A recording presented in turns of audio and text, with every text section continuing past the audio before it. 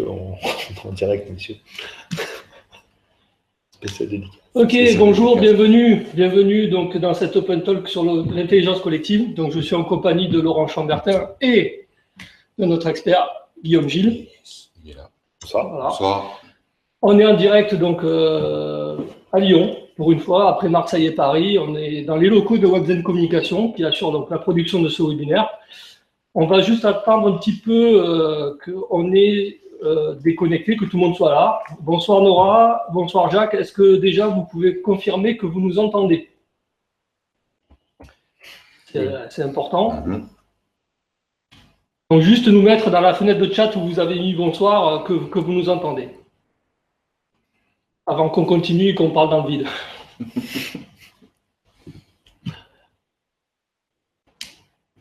Oui, super. Merci Bertrand, merci Sylvie, merci Nora, merci à tous. Donc voilà, il y a déjà pas mal qui nous rejoignent. Donc merci à tous parce qu'on est quand même plus de 110 à plus d'une centaine de personnes à nous rejoindre. Donc ce soir, donc on est avec Guillaume Gilles. Guillaume Gilles donc nous a fait le plaisir d'être là et de nous faire part de son expérience sur l'intelligence collective. Moi, voilà, c'est quelqu'un que j'apprécie parce que je trouve que c'est quelqu'un qui incarne l'intelligence collective à travers justement sa carrière de joueur. Je ne vais pas citer tout le type parce que de toute façon, je pense que j'en oublierai. Alors, je sais pas. Par rapport à moi, c'est sûr. Mais voilà, en tout cas, en tant que joueur, je trouve qu'il a incarné l'intelligence collective en tant qu'acteur, du coup, et depuis peu, fraîchement, en tant que facilitateur. Donc, franchement, champion du monde, je ne sais pas, Guillaume. Je ne crois pas qu'il y ait beaucoup de personnes qui soient champions du monde, joueurs et entraîneurs. Tu sais ça? J'avoue que je n'ai pas regardé dans les tablettes. Je pense que c'est plutôt rare, mais ça existe. Je crois que dans le handball, notamment, il y a Vujovic, qui était un excellent, un immense joueur et qui a aussi été, je crois, champion du monde. D'accord. Mais voilà, c'est les seules choses. On est sur quand même des choses qui sont assez particulières, assez rares.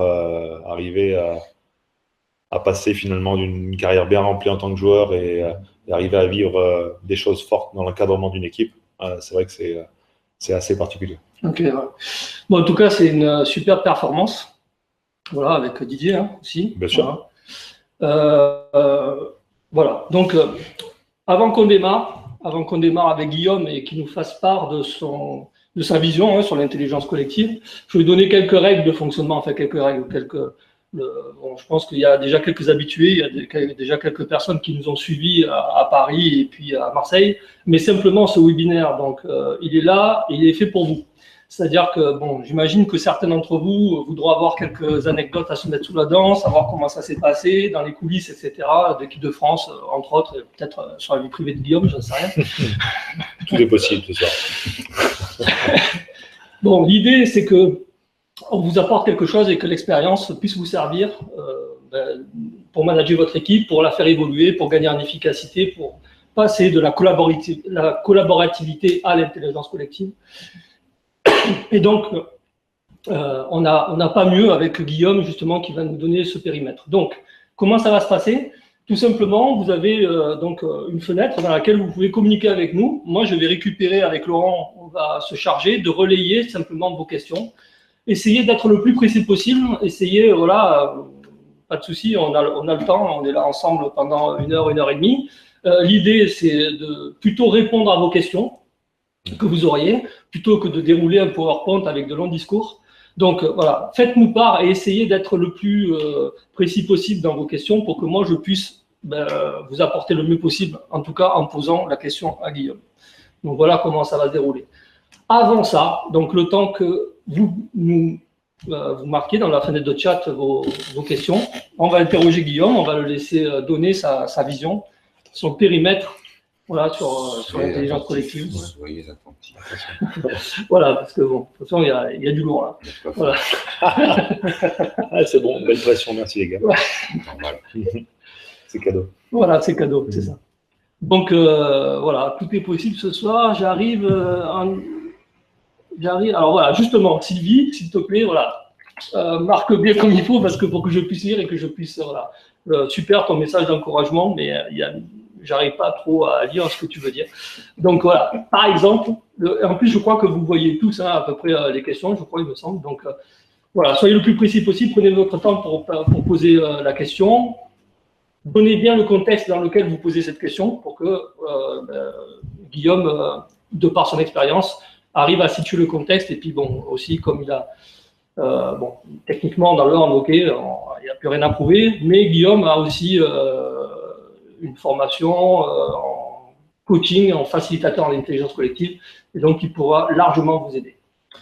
Voilà, moi je crois que j'ai rien oublié. Est-ce que tu veux ajouter quelque chose, Laurent? Il n'y a pas grand-chose à ajouter, si ce n'est voilà, d'être vraiment heureux d'être à côté de Guillaume. On se connaît depuis un moment, on est effectivement, nous, connectés sur les mêmes sujets.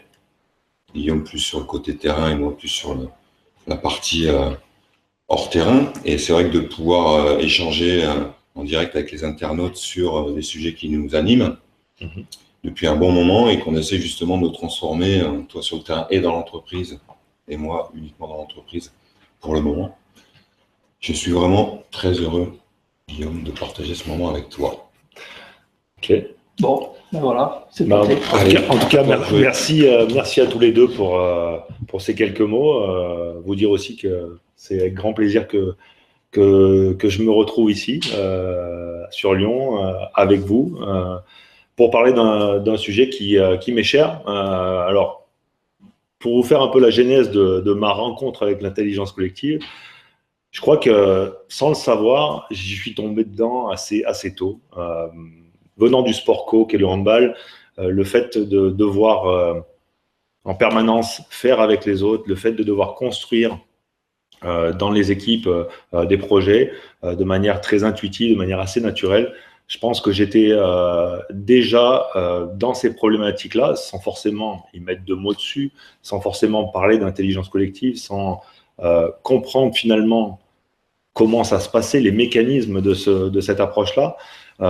Mais de manière très claire, a posteriori, quand je me retourne, je me dis que oui, qu'on a une activité qui demande tellement de collaboration, qui demande tellement de créer les conditions du faire ensemble, que quelque part, l'intelligence collective est devenue un sujet qui chez moi, résonne très fort.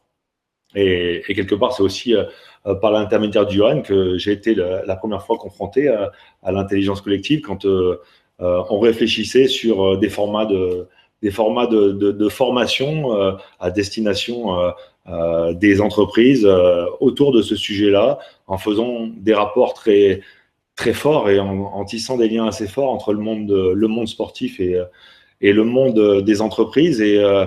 Et c'est au travers de ces rencontres-là que je me suis rendu compte de la nécessité pour moi aussi d'aller chercher l'info, d'aller me former, parce que je me suis rendu compte de l'importance que ça pouvait avoir dans la gestion des équipes, dans la gestion des groupes, des organisations, dans l'entreprise ou dans le monde du sport. Finalement, l'objet a peu d'importance. C'est vraiment moi qui suis très centré sur l'humain, sur la capacité à se connecter, la capacité à trouver les moyens pour construire des choses ensemble. L'intelligence collective est arrivée pour moi comme une révélation. Donc, suite à ça, c'est vrai que j'ai eu l'occasion de rencontrer plein de gens, dont plein d'experts. On peut nommer Philippe Olivier Clément, on peut nommer Olivier Zara, des gens qui ont déjà beaucoup théorisé sur l'intelligence collective et qui m'ont permis aussi de me former. Et quand a posteriori, je comprends comment, pendant des années, on a pu s'organiser au sein de l'équipe de France, notamment sous l'ère Onesta. Je me rends compte que d'une manière très implicite, le management de Claude Onesta ressemblait beaucoup à la mise en place d'un management d'intelligence collective. Et c'est quelque part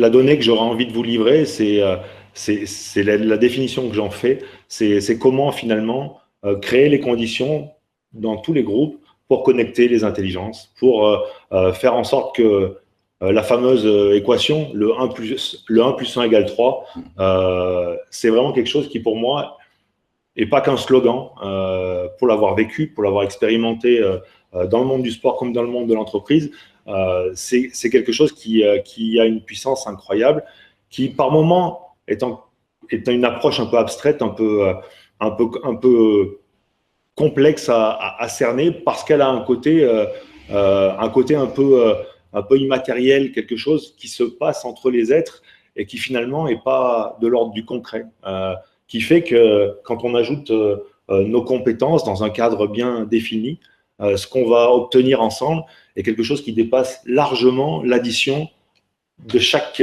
compétence individuelle. Et dans le monde du sport, quand on arrive à dérouler finalement cette approche-là, on vit d'une part des moments incroyables, et c'est vrai que l'histoire sportive m'a particulièrement gâté, avec énormément de titres, et d'une manière assez directe, je fais un lien très fort entre la façon dont on était organisé dans ces moments-là et l'intelligence collective. Et je crois que même si Claude Onesta n'est pas quelqu'un qui a nommé cette approche-là, qui a finalement qui s'est formé à ces outils, c'est quelqu'un qui, d'une manière très intuitive, avait compris l'intérêt d'aller chercher chez chacun la qualité, d'aller chercher chez chacun la réponse dépendante d'un contexte, dépendante d'une situation. Et c'est là où véritablement on s'est aussi rendu compte de la puissance la puissance de la méthode et de l'approche, parce que d'un seul coup, on s'est senti tous contribuer à un projet global, on s'est senti tous aussi participer à le définir, on s'est aussi senti très libre et très responsable dans la manière de s'engager dans ce projet. Et ce que ça a permis, c'est que finalement, l'intelligence collective, si on fait un bref aparté, ça serait de se dire que quelle que soit sa posture, qu'on soit membre d'une équipe, qu'on soit manager, qu'on soit entraîneur, dirigeant d'entreprise, c'est de se dire que quelle que soit sa formation, ses qualités, ses compétences, l'information qui est utile, la compétence qui est nécessaire dans une situation donnée existe dans votre environnement.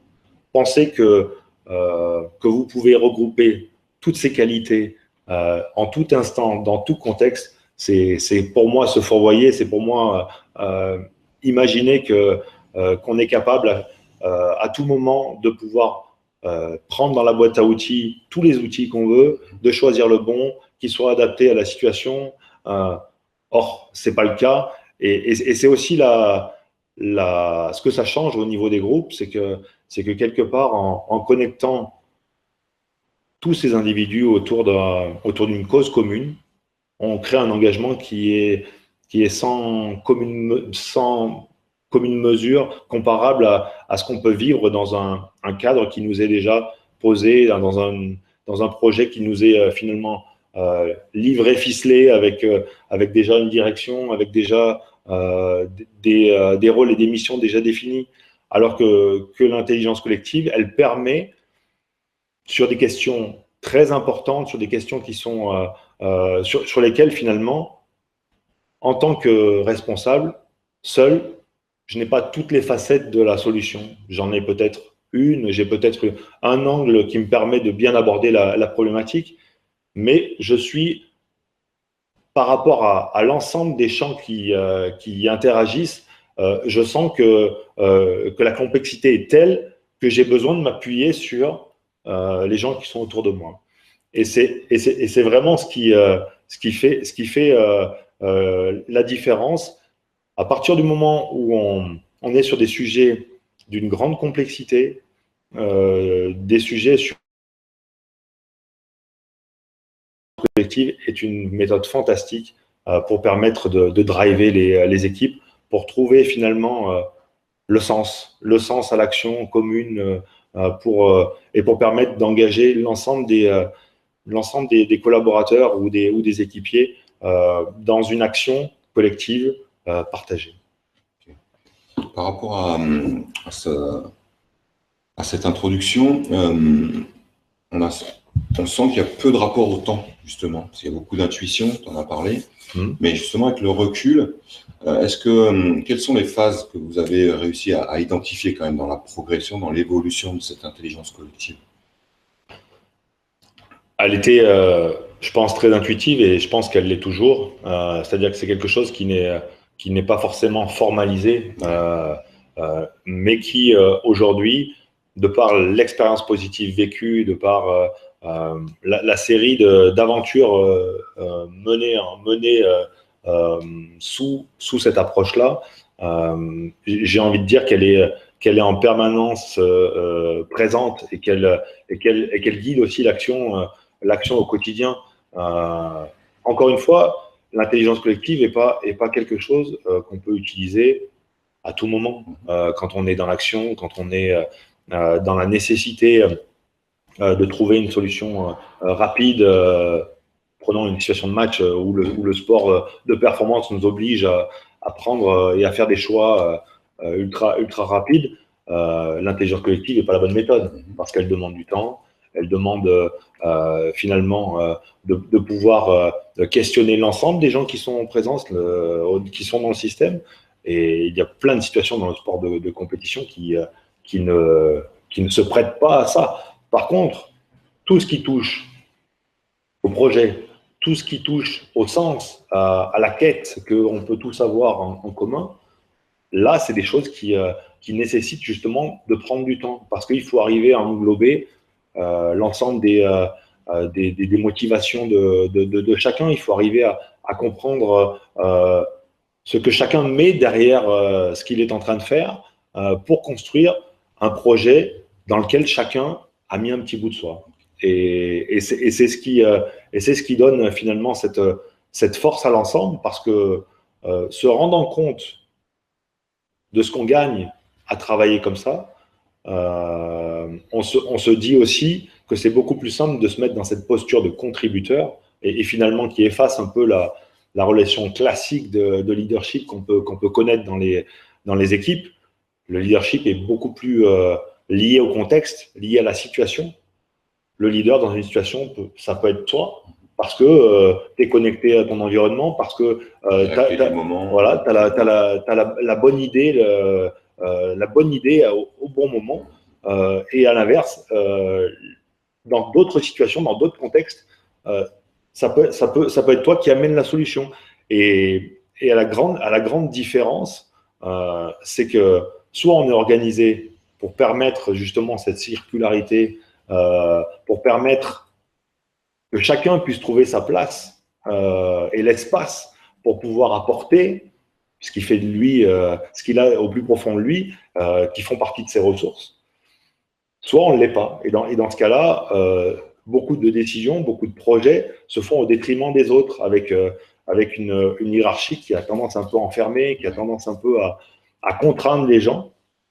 Et quand on est uniquement dans la dimension du contrôle, dans la dimension de fais comme je te dis, on se rend compte que très rapidement, on est sur des pratiques managériales qui limitent l'engagement, qui limitent la créativité, qui limitent l'innovation, parce qu'on a quelque part cadré les choses selon sa propre analyse, ses propres convictions. Or, par moment, la nécessité est aussi de pouvoir s'appuyer sur l'ensemble des individus et l'ensemble des intelligences présentes.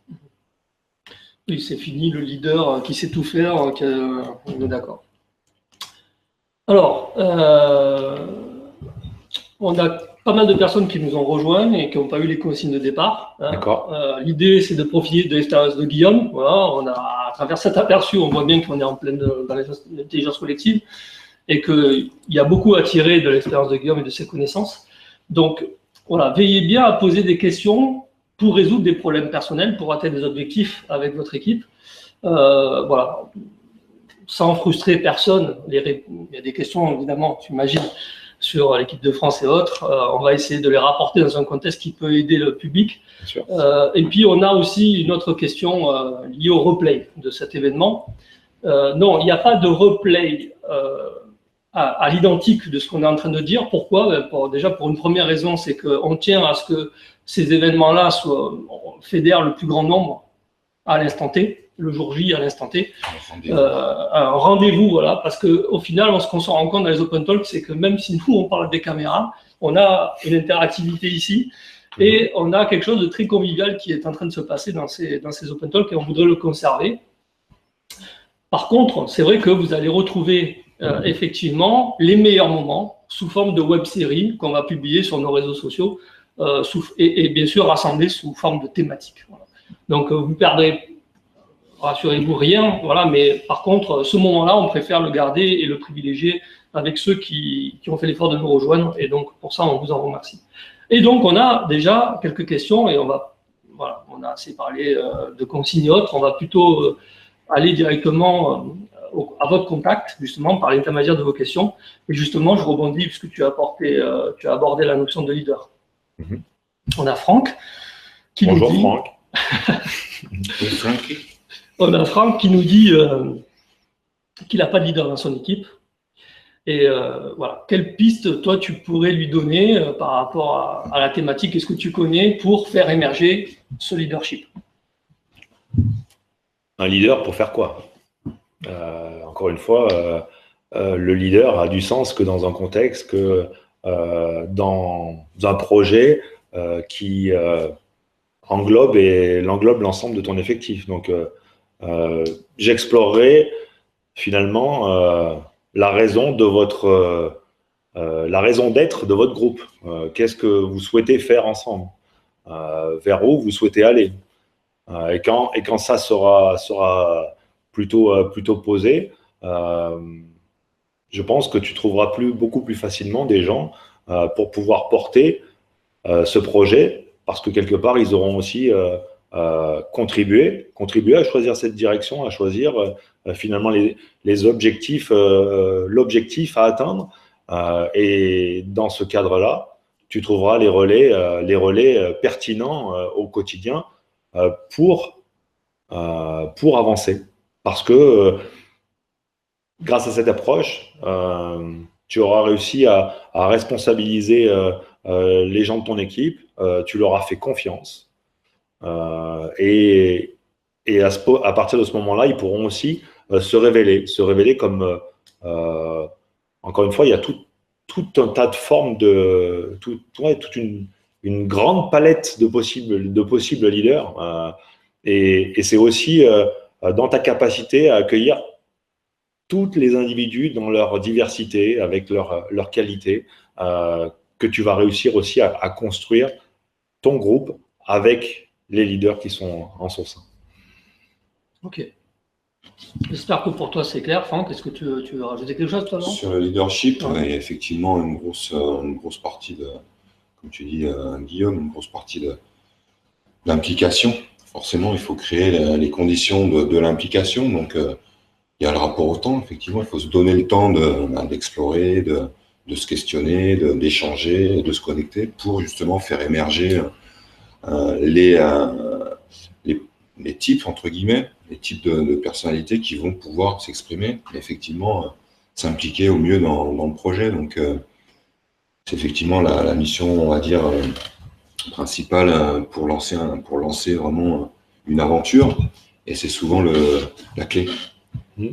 La clé de réussite pour enclencher en tout cas la performance.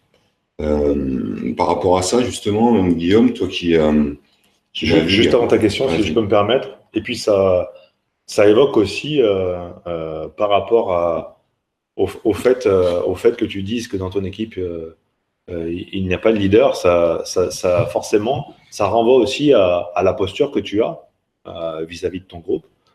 Quelle place laisses-tu véritablement aux gens dans ton équipe pour qu'ils puissent aussi se saisir des enjeux, des responsabilités. Alors encore une fois, il faudrait pour ça aller bien plus en profondeur pour comprendre les problématiques de ton groupe, mais c'est aussi une piste à explorer. piste individuelle. Petite attitude de coaching, là. Petite posture de coaching. Et justement, à ce propos, c'est ma dernière consigne de la soirée. Après, je vais passer pour l'arbitre. C'est, vous allez voir apparaître, donc, à côté de votre écran, sur votre droite, des open class. Les open class, c'est quoi? C'est des sessions de formation que nous organisons et justement, on va vous présenter la première, qui est une session de formation sur l'intelligence collective, pour savoir comment la manager. Et donc, justement, par rapport à ce que tu dis, et ce à quoi tu renvoies Franck, sur sa posture, justement, il y a une posture hein, pour faciliter l'intelligence collective, et notamment, dans cette open class, on aborde justement cette notion de posture. Donc, c'est un lien hein, sur lequel vous pouvez cliquer, donc, sur la droite de votre écran, et vous pouvez donc vous inscrire à cette open class. Voilà. Donc, vous verrez, à d'autres moments, on en fera passer une autre. Voilà. Pour ceux qui nous rejoignent, c'est une information importante pour vous. Voilà, on va passer maintenant à la deuxième question. Enfin, des questions, il y en a plein, mais je vais essayer de les concentrer. C'est vrai qu'on a on t'a complété, non, c'est pas grave. C'était par rapport à justement à la posture de Guillaume qui est dans différents justement univers, entre guillemets, le très haut niveau avec l'équipe nationale, un niveau un petit peu en deçà avec le club d'Aix-les-Bains masculin, et puis le haut niveau féminin en club. Donc c'est des univers qui sont forcément différents. Et justement, avec ton expérience aujourd'hui, le rapport au leadership, est-ce que quel regard tu as pour compléter ce que tu as dit et on va dire remettre une petite couche pour convaincre nos internautes sur justement la voie qui mène justement à l'émergence de ces leaderships par rapport aux contextes qui sont différents dans lesquels tu évolues. Ce qui est sûr, c'est que dans ces fonctions-là, je me vois véritablement comme un accompagnant, quelqu'un qui va être là pour révéler finalement ce qu'il y a de meilleur dans chacun et notamment essayer de révéler ce qu'il y a de mieux dans les groupes avec lesquels je travaille. Et donc, la posture, là, elle n'est pas celle de l'ancien joueur avec le sac à dos plein de médailles. C'est bien, une fois qu'on l'a dit, ça s'arrête là. C'est pas ça qui va bien faire jouer les équipes dont je m'occupe ou les missions que je peux mener en entreprise. Ce qui fait la différence, c'est dans cet accompagnement-là, c'est finalement l'envie d'aller permettre aux gens de se révéler, l'envie d'aller permettre de libérer les énergies au service d'un projet plus large.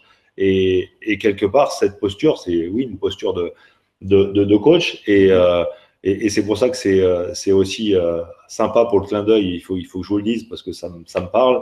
On est à Lyon dans les locaux où j'ai suivi ma formation de coaching avec Johan, devenir coach. D'ailleurs, je vous la conseille. Et qui finalement m'a permis aussi d'appréhender tout un tas d'approches sur le coaching dans une formation qui est très large et très variée, qui m'a permis aussi de mieux comprendre qui j'étais. Aussi pas mal d'abord savoir se poser, savoir comprendre ce qui fait qu'on fait les choses, qu'est-ce qui nous drive, nos motivations profondes, avant de pouvoir finalement essayer d'aller aider les autres. Et cette formation a vraiment été pour moi un révélateur sur tout un tas de plans parce qu'elle a mis à jour chez moi des domaines que je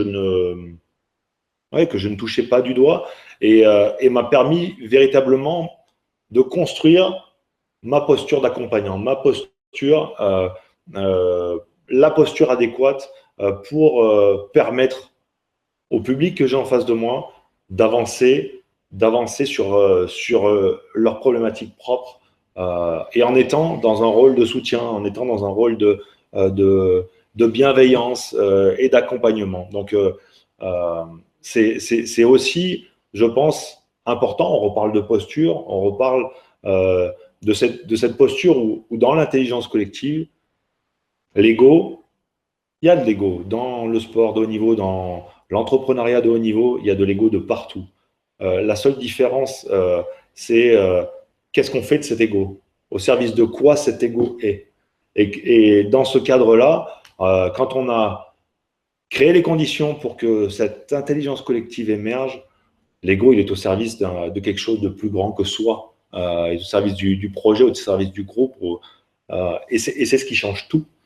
Et pour ça, il faut accepter par moment de perdre un peu pour gagner beaucoup en retour.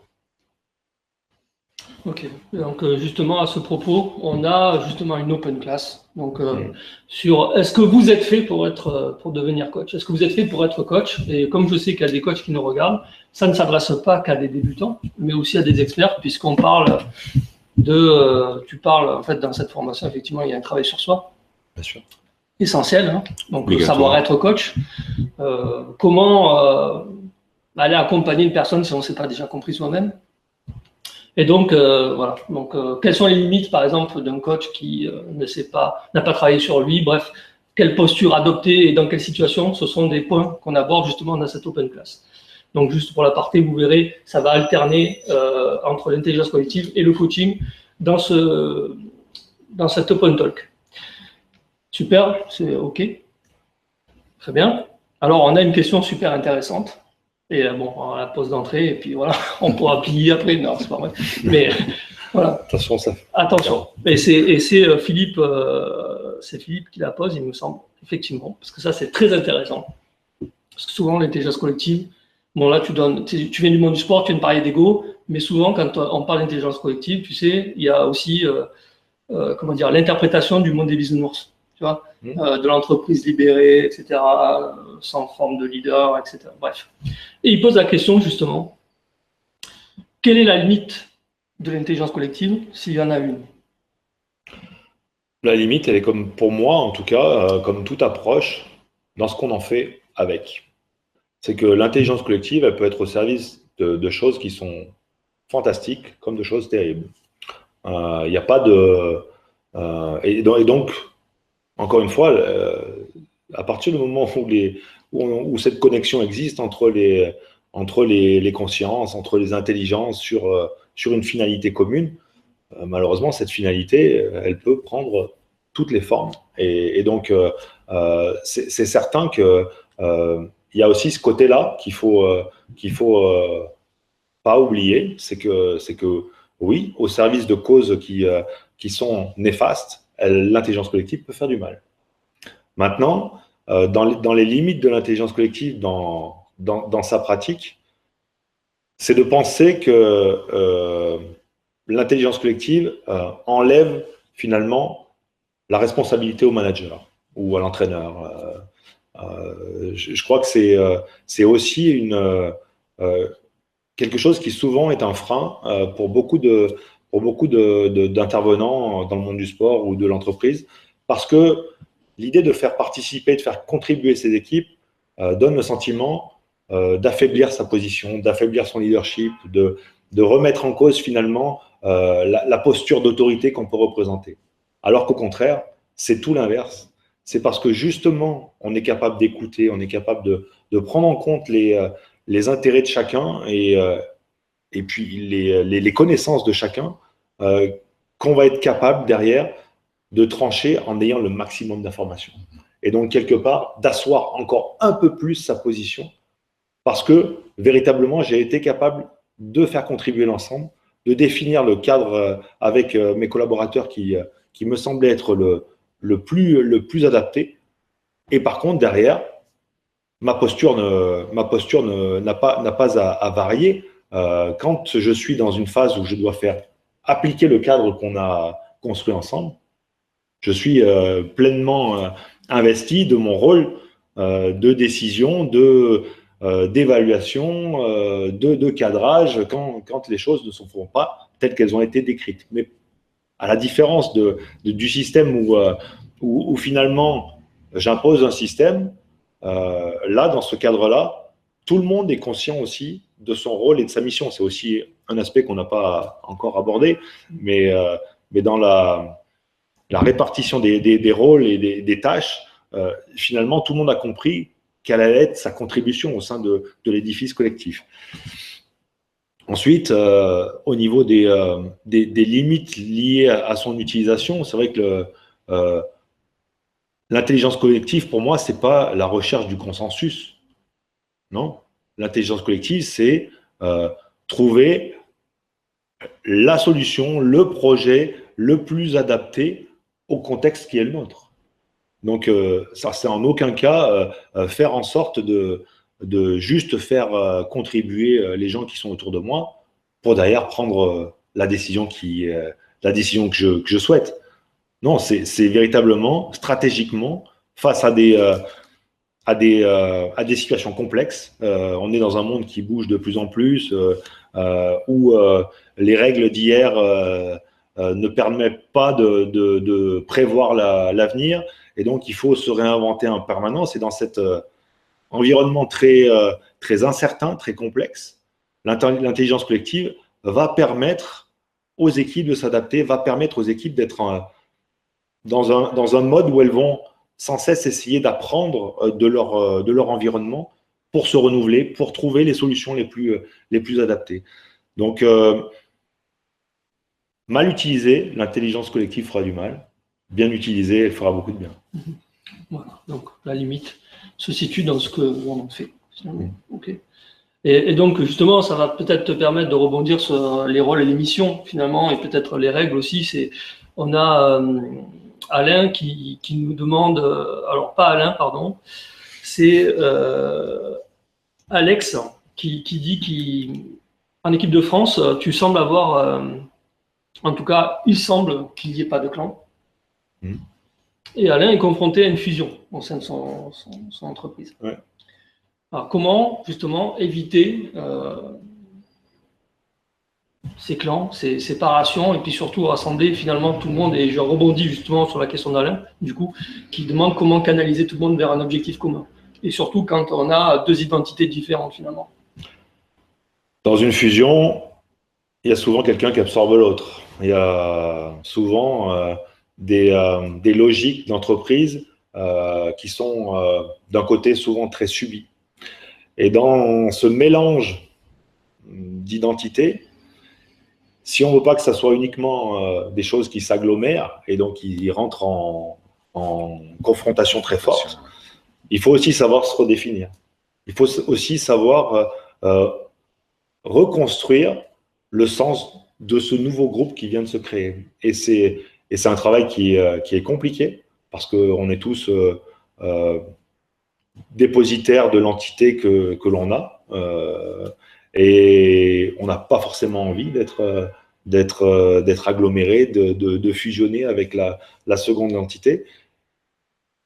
Et pour autant, si on ne fait pas ce travail de redéfinition du projet commun, du sens que peut avoir cette fusion pour l'ensemble, eh ben, on va forcément au-devant de très gros soucis. Tant qu'on n'a pas réussi à aligner la représentation de chacun, et là de chacun on parle entité on parle des deux entités, mais on parle aussi de l'ensemble des collaborateurs sur ce qu'on imagine faire ensemble avec ce nouveau groupement.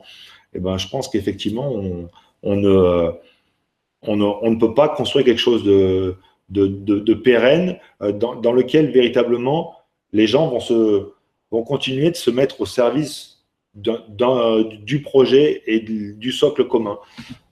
Et pour faire le parallèle avec le début de la question et de l'équipe de France, on a l'impression qu'il n'y a peut-être pas de clan en équipe de France.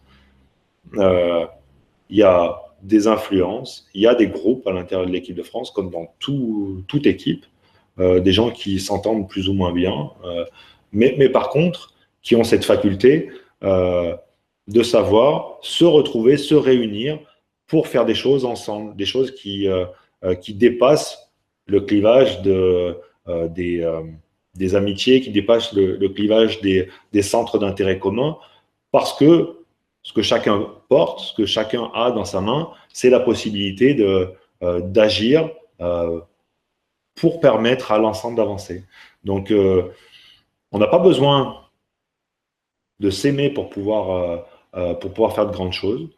Par contre, on a le besoin de penser que l'autre est utile, que l'autre va m'apporter quelque chose, que dans sa contribution, dans son rôle, dans sa fonction, il sera moteur pour moi et pour l'ensemble. Et quand on est dans cet acte et dans cette relation à l'autre, dans cette ouverture à l'autre, on change quand même complètement le rapport au collectif.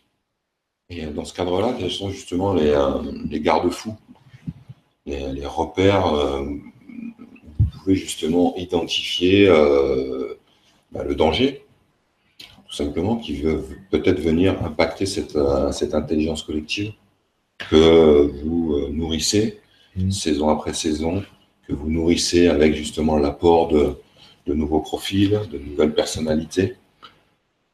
J'ai envie de dire que c'est un processus qui est sans cesse à renouveler, parce que les générations qui passent, qui se succèdent, font que les profils, les personnalités des gens sont différentes et qu'il faut recréer le cadre de fonctionnement qui relie tous ces individus, faire en sorte, et c'est notamment un point très fort aussi, notamment dans l'entreprise, qui concerne le recrutement, l'intégration des nouveaux collaborateurs.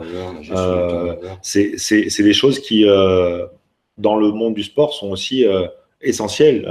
Aujourd'hui, on ne peut pas se permettre, vu le peu de moments en commun qu'on a, notamment en équipe de France, de laisser un an ou deux à un gamin pour qu'il soit opérationnel. L'idée, c'est de faire en sorte qu'il, le plus rapidement possible, il ait compris au travers du fonctionnement de l'équipe, finalement le niveau d'exigence qu'on attendait de lui, qu'il ait pu, malgré son inexpérience, pu aussi apporter sa pierre à l'édifice, montrer aussi sa volonté de participer à la construction collective.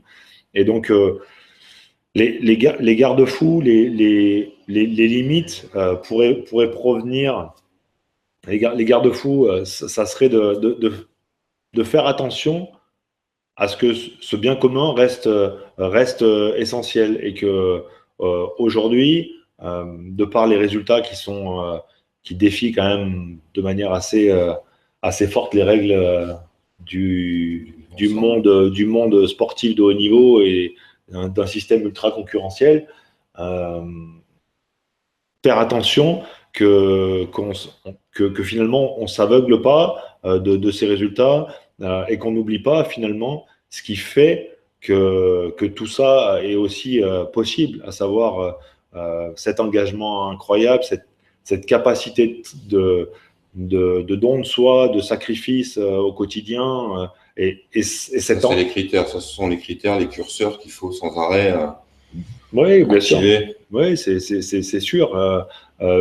Et c'est aussi l'idée que, encore une fois, ce qui nous fera gagner demain ne pourra pas être ce qui nous a fait gagner hier.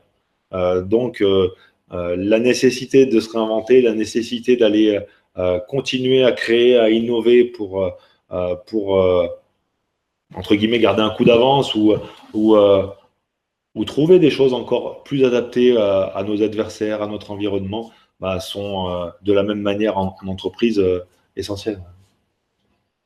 Ok. Alors justement, là, je rebondis sur une question de Nico qui demande, et je vais faire le lien avec ce que tu viens de dire, comment en fait comment faire en sorte que chaque individu se mette au service du collectif. Donc, si on fait le lien avec ce que tu viens de dire, c'est que finalement, quelque part, lors d'une fusion, lors d'une nouvelle équipe de France ou autre, quelque part, il faut définir un nouveau nous, avec une frontière, avec des périmètres, avec des règles de fonctionnement et autres, à redéfinir à chaque fois. Mais justement, quels sont, je dirais, les critères, quels sont les ingrédients, quels sont les leviers qui vont faire que chaque personne ait envie de contribuer et envie de donner de soi-même? Alors l'envie, encore une fois, c'est pas quelque chose que on va pouvoir, c'est pas un levier sur lequel on va pouvoir agir. On pense trop souvent que la motivation est la clé de tout, notamment dans le monde sportif ou dans l'entreprise, alors que la motivation d'aller chercher les gens, d'aller toucher des cordes sensibles, oui, c'est effectivement des méthodes qui fonctionnent, mais qui fonctionnent sur une durée très courte.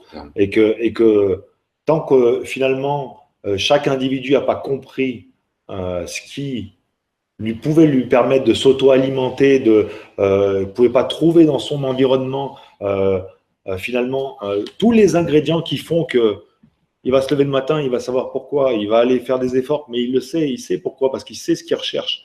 Et en même temps, il va trouver aussi les ressources dans son environnement parce qu'il a des gens autour de lui qui sont aussi dans cet état d'esprit-là, bienveillants pour essayer de faire aboutir des projets collectifs. Donc, pour moi, l'envie, elle va provenir du fait que on va planter une petite graine à partir du moment où on va donner du sens à l'action de chacun, quel que soit son poste. On va réussir à redéfinir une feuille de route pour chacun dans sa fonction, dans sa mission. Et en même temps, on va permettre à cette personne de pouvoir donner ce qu'elle a de plus profond en elle sur ce qu'elle est en train de vivre. Et là, on parle notamment d'une fusion. Elle va pouvoir peut-être émettre des doutes, expliquer ses frustrations, donner finalement sa vision de ce nouveau nous, de cette nouvelle équipe à créer.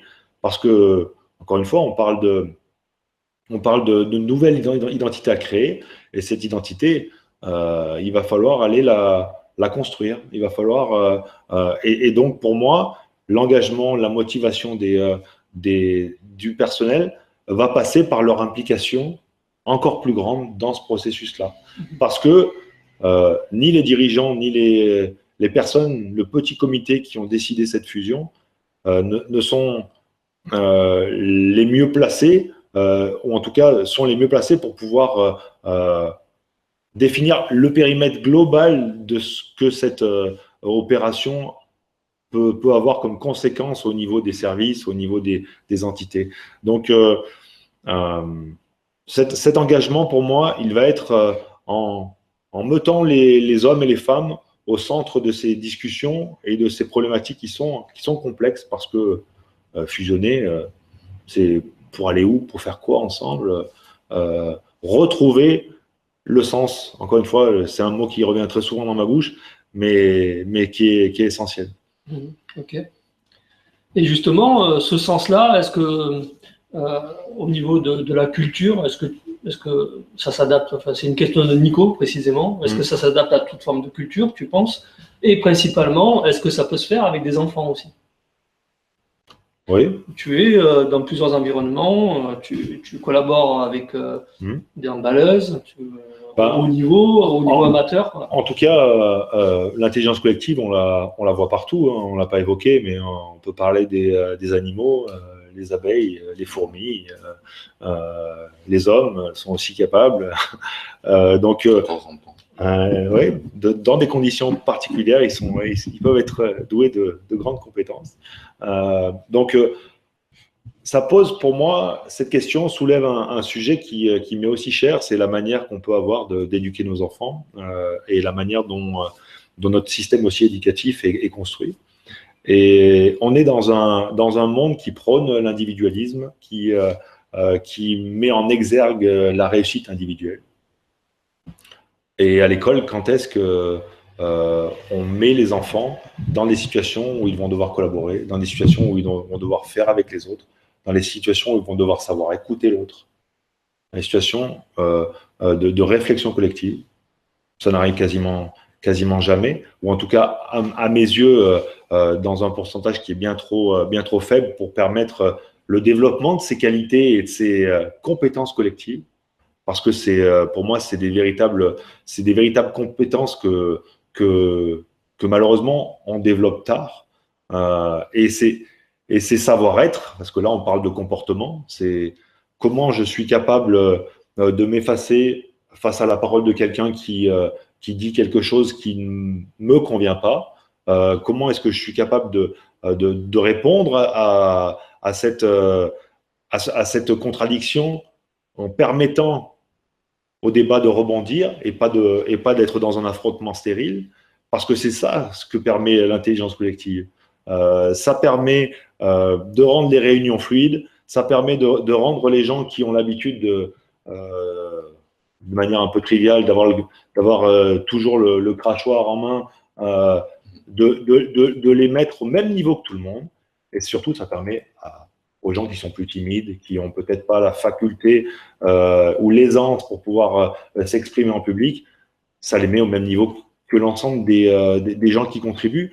Et c'est un changement profond. Donc oui, moi j'encourage à tout niveau, que ce soit dans le sport, à l'école, pour les jeunes enfants, de faire en sorte que très jeunes, on puisse les faire se confronter à ces situations de vie de groupe dans lesquelles ils vont aussi comprendre aussi les mécanismes, les dynamiques d'équipe qui peuvent s'opérer et les postures qui sont quelque part importantes pour permettre au meilleur de ce qu'on a en nous d'émerger. Ok, très bien. Donc, à pratiquer le plus tôt possible et à enrichir. Ouais, non, vas-y, continue. À enrichir, donc, enrichir sur toutes les cultures et dès qu'on peut finalement. Et ce n'est pas prescrit simplement en haut niveau ou autre. Enfin, c'est vrai que je n'ai pas répondu sur la notion de culture, mais parce que, enfin, en tout cas, à mon humble niveau, hein, encore une fois, je me perçois comme un passionné de l'approche, comme un fervent défenseur de l'approche, mais voilà, je suis pas. Il peut y avoir d'autres voies, d'autres façons d'envisager ces sujets-là. Et pour moi, je ne vois pas de différence, quelles que soient les cultures, parce que, encore une fois, ce qui fait la richesse de l'approche, c'est que au plus il y a de diversité autour de la table, au plus il y a des personnalités différentes, au plus on a finalement des interactions, quand elles se produisent dans ces conditions, dans ce cadre dont on vous parle depuis tout à l'heure, au plus la richesse va pouvoir émerger et au plus vous allez pouvoir vous rendre compte de l'expérience que ça peut être de vivre un moment d'intelligence collective. Ok, très bien. La pédagogie, revenir sur la pédagogie justement, ça met en parallèle justement ce que vous vivez, en tout cas la responsabilité justement que vous avez avec Didier depuis quelques mois, quelques semaines, quelques mois. Est-ce que justement vous faites de la pédagogie par rapport aux jeunes athlètes qui rentrent en équipe de France? Est-ce que en termes d'intervention en entreprise, tu insistes justement sur cette voie pédagogique qui demande du temps? On est souvent en crise de temps. Je parlais de ce besoin de se poser, de s'écouter, d'échanger, d'interagir. Souvent, la contrainte de temps vient bafouer, en tout cas, ralentir justement ce processus. Est-ce que justement, dans votre réflexion et l'outil pédagogique, vous avez vous mettez en rapport la pédagogie et le temps? Oui, enfin, et puis d'une manière assez claire, il y a un temps pour tout. Je crois que c'est aussi ce qu'il faut arriver à dissocier. C'est les moments où l'approche autour de l'intelligence collective, elle va demander du temps, parce que c'est encore une fois aller chercher ce qu'il y a de meilleur dans chacun des individus. Et donc, il va demander aussi des process aussi particuliers. En même temps, une fois que les choses sont réfléchies collectivement, une fois qu'un périmètre a été acté, que des décisions ont été prises et qu'il faut agir, l'intelligence collective n'est plus du tout adaptée. C'est-à-dire que à partir du moment où, grâce à cette approche, on a trouvé une voie dans la complexité, dans l'incertitude, quand il s'agit d'agir, quand il s'agit de faire appliquer des décisions, on est aussi dans un autre mode et dans une autre approche. Et en équipe de France, cette pédagogie, elle fait partie de cet esprit, et l'intelligence collective est plutôt un bon terme pour ça, c'est l'esprit collectif qui règne dans cette équipe. Et je parle vraiment d'esprit collectif, c'est-à-dire de cerveau collectif. Et ça, c'est quelque chose qui, même si c'est pas du tout expliqué, c'est pas des choses qui sont verbalisées, mais par contre, dans les faits, chacun comprend qu'il a un rôle à jouer.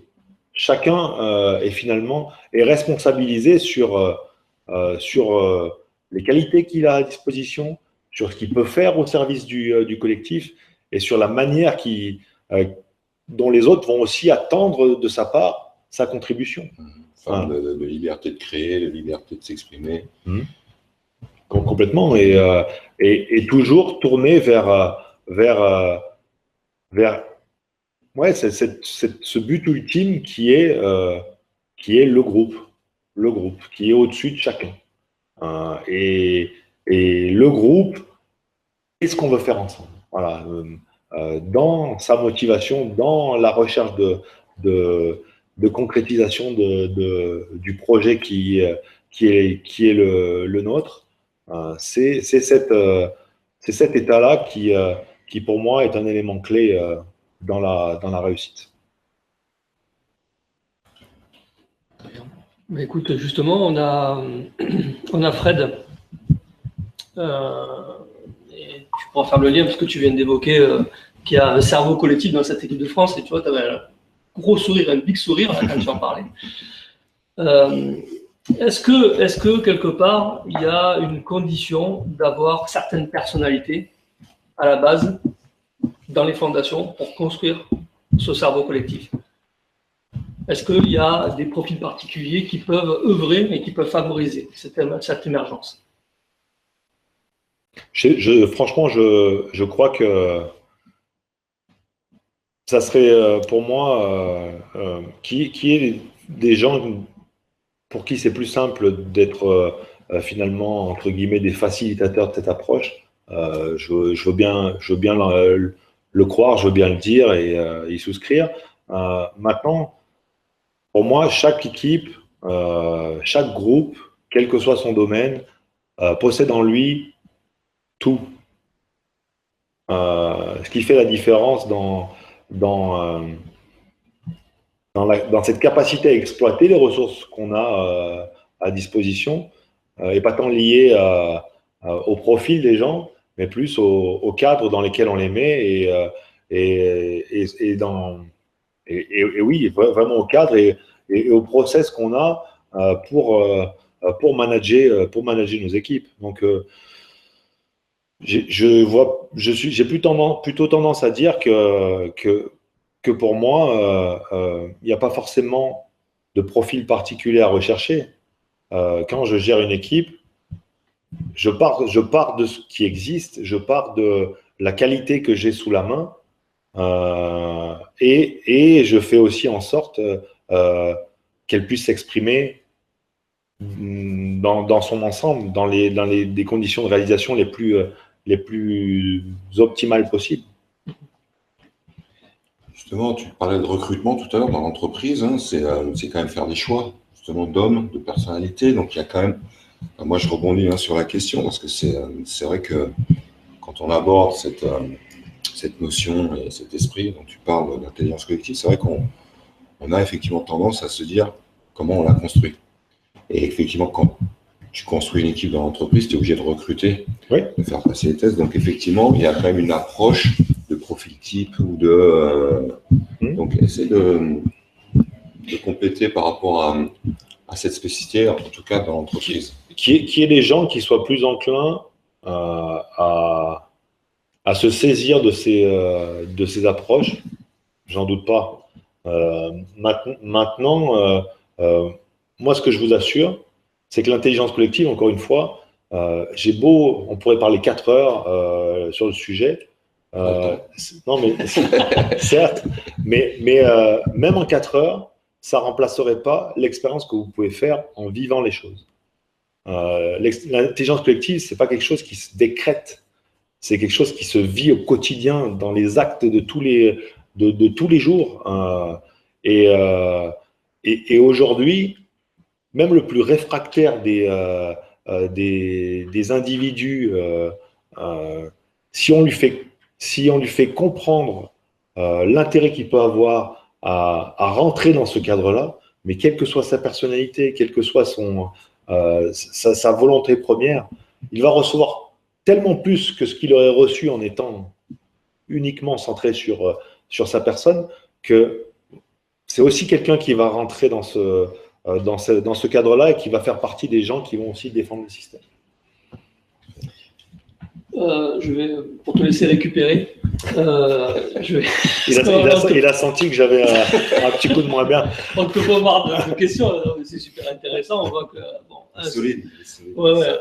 Il incarne, et puis bon, voilà, tu disais, tu es passionné, donc tu pourrais en parler pendant 4 heures. Voilà. Mais juste un petit rappel, c'est que vous avez des open class, pour ceux qui nous ont rejoints encore, vous avez des open class sur le coaching, parce que c'est une question de posture aussi, de manager l'intelligence collective, et vous avez aussi une open class sur comment manager l'intelligence collective, parce que je vois qu'il y a plein de questions précises. On ne pourra pas répondre à toutes les questions, mais je vais te faire un condensé, parce que, évidemment, le modèle de management, du coaching du handball français, tu vois, est une référence pour beaucoup d'entreprises. En tout cas, il y a beaucoup d'entreprises qui rêveraient fonctionner comme ça. C'est vrai que c'est un peu le Graal du fonctionnement, de l'aboutissement du management. Et on a beaucoup de questions, si tu veux, qui sont où on voit quand même naître des a priori. Alors, merci, on a le service, le service technique hôtelier. On a tout. Et puis, tu as beaucoup vu. Oui, je sais. Pas beaucoup. Donc, par exemple, on a Franck qui revient souvent, c'est en gros, voilà, est-ce qu'il y a des personnalités pour mettre en place une équipe? On a Sylvie qui dit, est-ce qu'il y a une communication particulière pour favoriser l'intelligence collective? On revient, tu vois, sur des questions sur la cohésion affective. Est-ce qu'il faut bien s'entendre pour construire une intelligence collective, etc.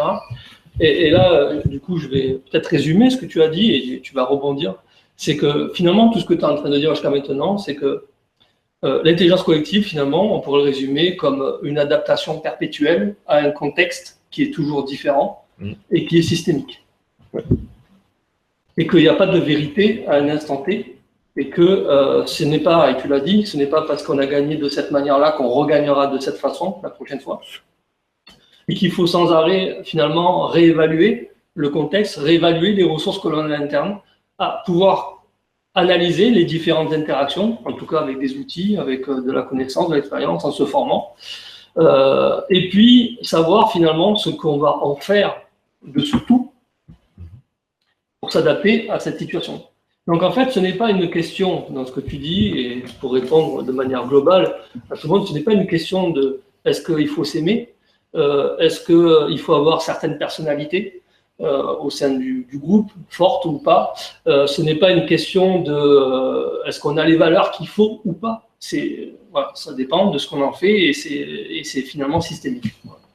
Alors, si on parle des valeurs, il y a quand même quelque chose sur si on se retrouve dans un groupe où les valeurs sont complètement contradictoires, ça va quand même être compliqué. Il y a quand même besoin d'avoir un alignement sur ce paramètre-là qui est déterminant.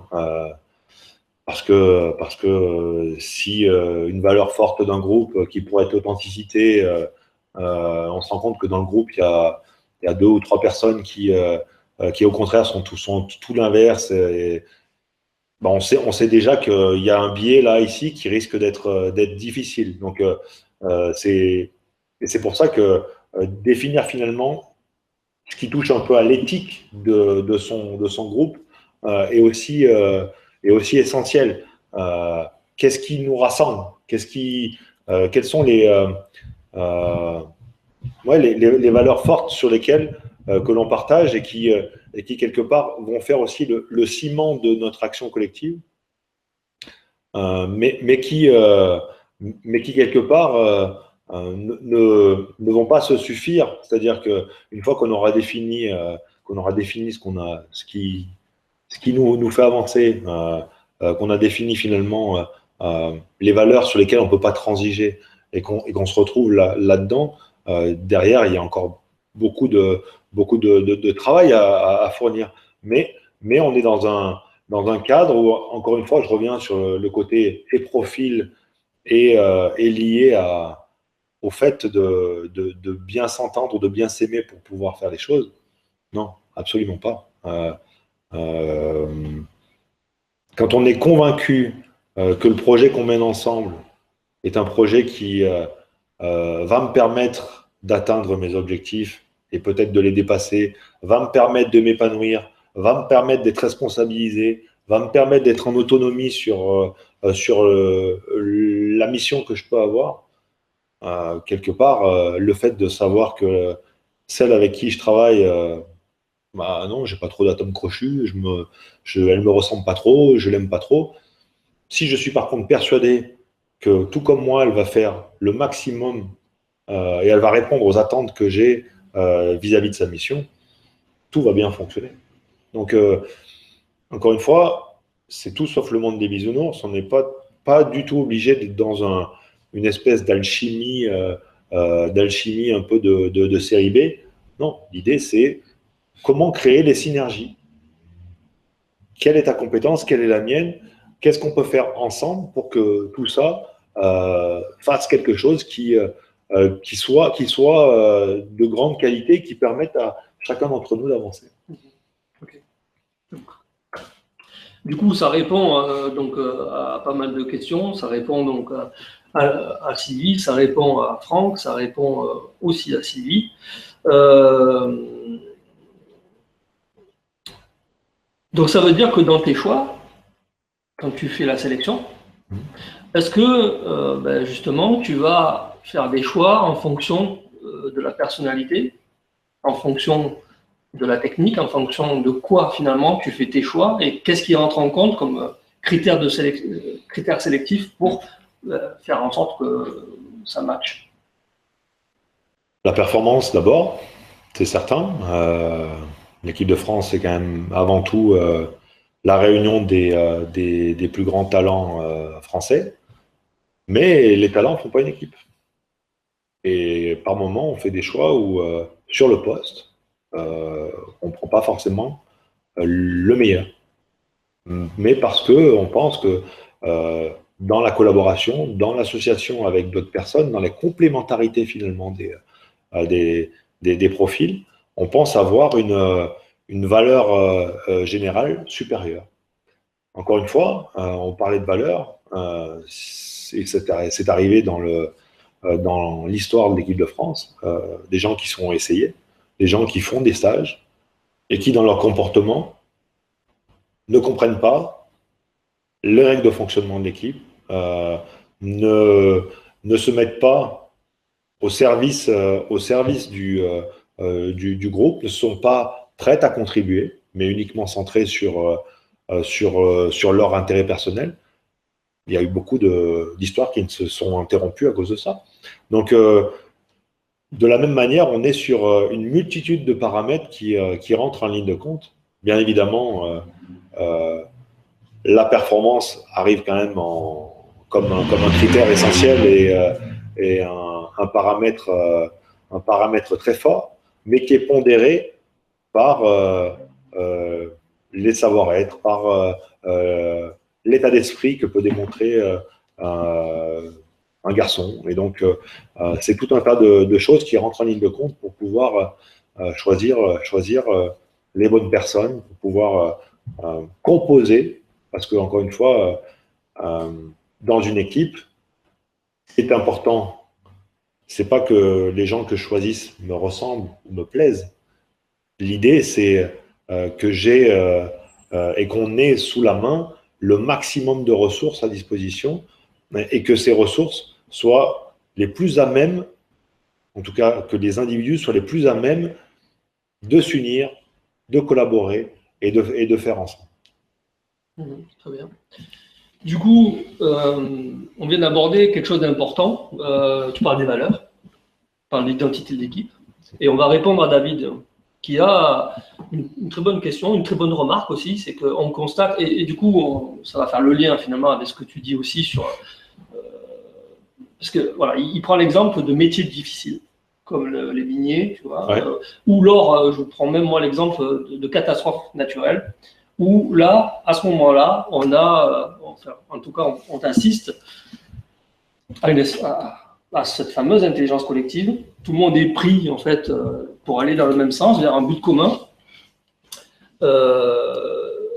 Il pose la question, est-ce que ça ne rend pas les choses plus faciles? Et là, je rebondis voilà, pour t'aider un petit peu d'aller dans un sens, c'est que finalement, ces personnes-là, on ne sait pas qui elles sont, on ne connaît pas leur personnalité, on ne sait pas si elles sont X, Y, enfin, on ne sait rien d'elles, et pourtant, il y a quelque chose qui prend forme.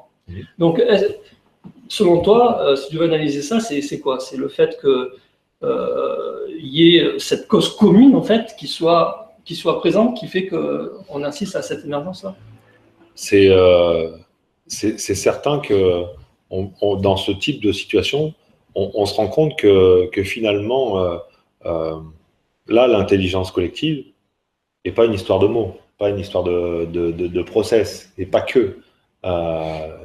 Dans des situations extrêmes, on se rend compte que les hommes sont capables aussi de comportements et d'auto-organisation un peu instinctive qui sont remarquables. Donc, ça veut aussi pour moi dire que c'est quelque chose qui est en chacun de nous tous. Et que malheureusement, sous l'effet de la société, sous l'effet de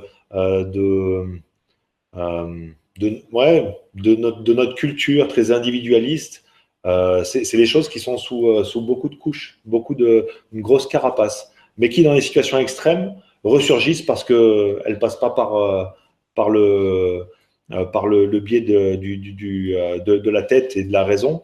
Et donc, quelque part, on se dit que cette auto-organisation, cette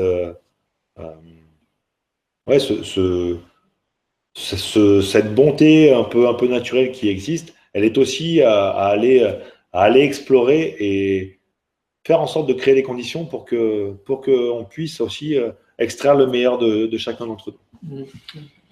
Par rapport justement à, là, c'est le côté négatif, hein, la catastrophe, les situations extrêmes, la difficulté, justement, le rapport que tu as justement avec ton expérience de l'intelligence collective et la non-réussite que vous avez connue, que tu as connue personnellement. Ouais.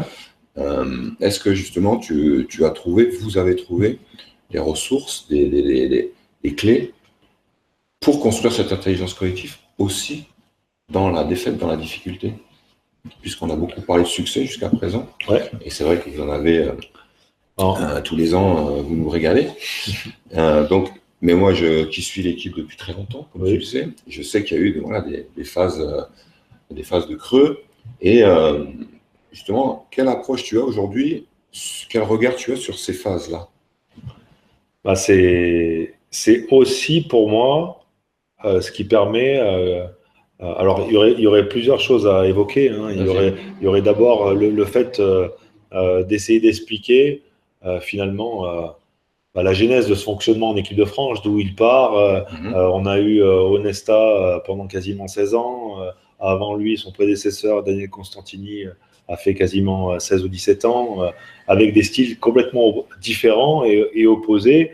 Encore une fois, loin de moi l'idée de dire qu'il y a un style de management qui est bon et l'autre qui est mauvais.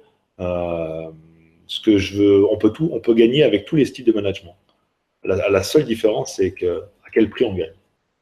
Et quand on est dans une vision de co-construction, dans une vision un peu où on a envie d'amener l'autre ou son équipe vers l'épanouissement, vers les progrès, vers la responsabilisation, bah, il y a un mode de management qui n'est pas du tout adapté.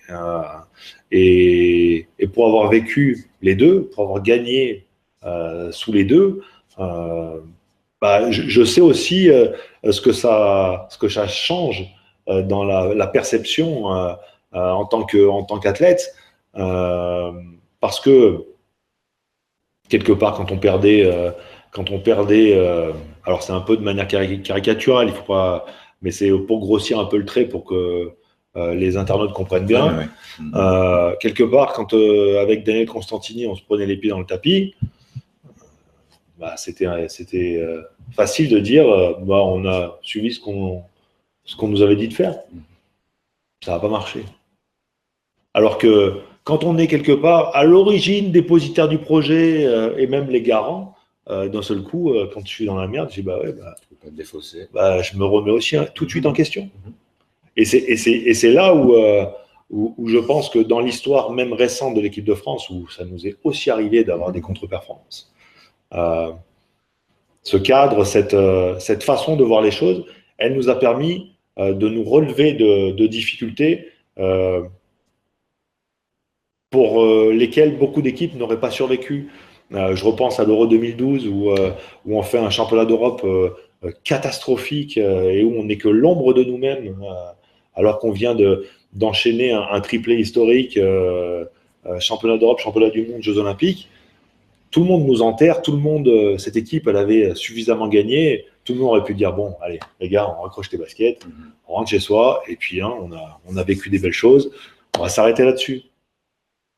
La réaction de tout le monde, ça a été de se dire on se remet autour de la table, et on se remet au boulot, on réfléchit sur les raisons qui font qu'on n'était pas présent, et quelque part, on se remet en ordre de marche.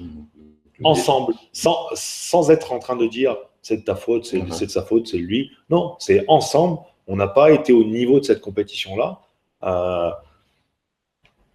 Il faut qu'on soit capable de faire notre autocritique et de finalement d'imaginer la suite, de se réinventer. Donc là-dessus, oui, ça a forcément des incidences très fortes. L'importance du débriefing. Oui. Aussi. Qui donc justement réimpulse la performance derrière. Débriefing quand il est entre gens qui se respectent, entre gens qui ont compris l'intérêt du faire ensemble, qui sont tous à petite ou grosse partie responsables du projet qu'ils portent. Donc tout le monde a aussi quelque chose à dire, quelque chose à faire, quelque chose à initier pour renouveler, réenclencher, réinitier la dynamique. Ok. On arrive à 1h18. Ça fait pas 4 heures, mais presque. On pourrait continuer. On va bientôt boucler parce que il se fait tard. Et puis voilà, on a bien quand même bien abordé le sujet, la thématique. Une dernière question un peu tendancieuse qui ne restera que dans le live. C'est une question de Yannick qui pose plusieurs fois la question. C'est est-ce que pour toi, l'intelligence collective s'arrête au niveau du staff ou est-ce que les autres instances hiérarchiques du handball français sont acculturées de l'intelligence collective? Alors, c'est pas tendancieux, c'est une bonne question. Et l'équipe de France, la Fédération française de handball dans son ensemble, aujourd'hui, avec la réforme territoriale que la France connaît, est aussi dans une période de grande mutation. Et qui dit mutation dit transformation des structures existantes, fusion, déplacement de responsabilités. Donc, tout ce que peut connaître le monde de l'entreprise, la fédération est en train de le vivre. Et encore une fois, l'intelligence collective, tout sauf naturel. C'est quelque chose qui va à l'encontre de ce qu'on sait faire le mieux, notamment en France, à savoir débattre, à savoir la confrontation d'idées, la persuasion. Or, dans ces sujets qui sont d'une complexité incroyable, elle permettrait une meilleure prise en compte de l'ensemble des enjeux liés à cette restructuration. Elle permettrait de bien mieux impliquer l'ensemble des acteurs touchés par la réforme. Elle permettrait aussi de bien mieux définir le champ d'application de ce nouveau projet, de bien mieux définir et répartir les ressources pour la réalisation du projet. Donc, encore une fois, on est sur quelque chose en équipe de France qui n'est pas formalisé. C'est la manière que j'ai, moi, de le modéliser. Peut-être que d'autres au sein de l'équipe auraient aussi l'impression que ça ne se passe pas comme ça. Très bien, je l'accepte aussi. Ce que je veux aussi dire avec ça, par rapport à la question, c'est que cette diffusion, si à l'échelle de la fédération, pour moi, serait intéressante, serait notamment dans la période que le handball est en train de vivre, serait même essentiel. Maintenant, voilà, on ne peut pas être partout, porter toutes les casquettes. Mais oui, c'est en tout cas quelque chose que l'on pourrait souhaiter à notre organisation. Ok, bon, merci pour cette franchise, en tout cas.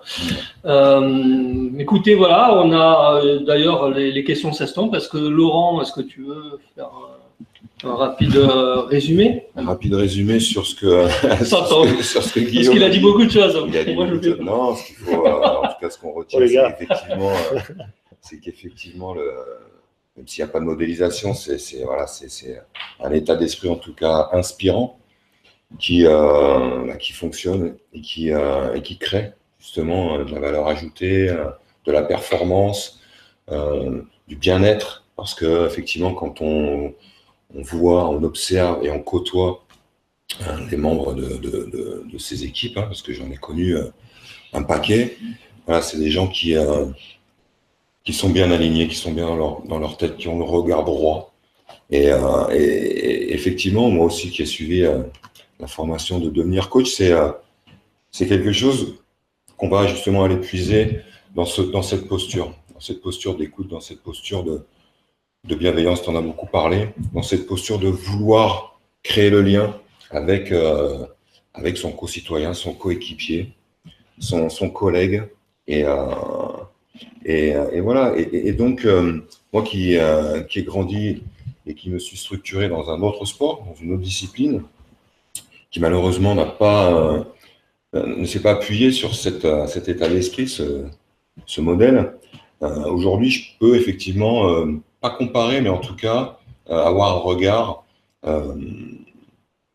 complet sur ce qui a tendance à fonctionner et ce qui a tendance à ne pas fonctionner. Et moi, je ne suis pas encore un expert de l'intelligence collective, mais en tout cas, je m'y engage. J'y crois beaucoup. Et je te remercie vraiment, Guillaume, d'avoir partagé avec nous et nos internautes, parce que on a parlé de pédagogie aussi. Je pense que c'est vraiment une voie, une route qu'il faut emprunter aujourd'hui avec, en tout cas dans la société dans laquelle on vit. Je pense que c'est vraiment une voie qui va nous amener à mieux vivre ensemble. Et pour faire un petit clin d'œil à David, il n'y a peut-être pas que dans le sport. Et moi, j'ai joué qu'au volley. Il parle des politiciens, je ne sais pas pourquoi. C'est bizarre, on n'a pas abordé. Ah, mais voilà, c'est vrai que moi, dans notre société, j'en parle d'autant mieux que la période est propice, mais c'est vrai que on sent qu'il y a un besoin. Il y a un besoin parce que quand on observe, il y a beaucoup de signaux qui clignotent à l'orange, voire au rouge. Et quand on voit ce qui se passe dans votre écosystème, dans votre fonctionnement, on voit que c'est souvent ouvert. Donc, inspirons-nous une fois de plus, pas de cette méthode, mais savoir-être, de cette posture, et puis de faire ensemble. Super résumé, Laurent. Donc, puisqu'on est dans le monde du hand, un petit clin d'œil au Chambéry Savon Handball qui joue actuellement. Ouais. Ça fait longtemps que je ne les ai pas vus. Au PAUC aussi. Pardon? Au PAUC de Jérôme aussi. Je voulais Pas faire de jaloux. Ouais. Ok. Non, Bon, ben écoutez, voilà, cet Open Talk prend fin. J'espère que ça vous a beaucoup plu. Apparemment, merci pour vos messages, pour vos retours, pour vos questions. Voilà, super. On essaie d'avoir des invités de marque, des experts qui maîtrisent leur sujet. Ça a été le cas pour toi, Guillaume. Merci beaucoup. Merci.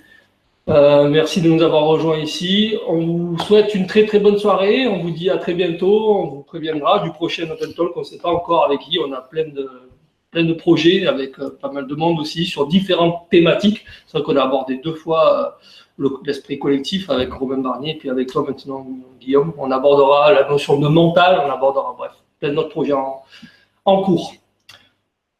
Très bonne soirée à vous. À bientôt. Bye bye. Au revoir. Ciao, ciao.